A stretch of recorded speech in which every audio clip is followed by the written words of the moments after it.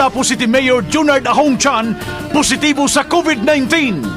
Simple, apan makahuluganon nga kasaulugan sa Philippine Independence Day karong adlaw.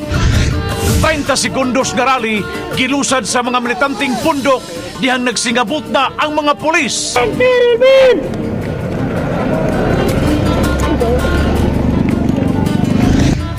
Police Station 5 sa Mandaue City gi-lockdown kay dunay dinakpan nga COVID-19 positive.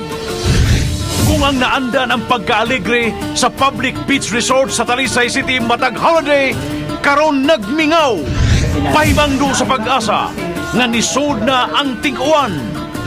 Sobring pahimangno sa BIR sa mga online sellers magparehistro na og mubayad gyud og buhis. Laing kapin sa usa ka gatos ka masustansyang regalo na usab ang hatod kaninyo sa GMA Regional TV.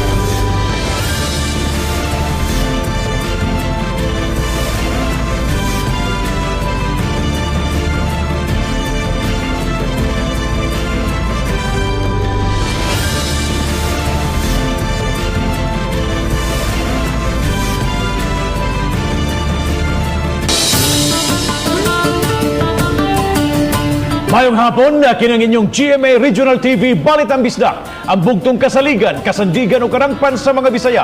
Ako si Bobby Nalsaro. Nga maghatod sa labing dako ug mga nagunang balita nga mahinungdanon sa Central ug Eastern Visayas. Ako si Alan Domingo. Ako si Cecil Kibod Castro, live si GMA Complex sa Dakbayan sa Sugbo.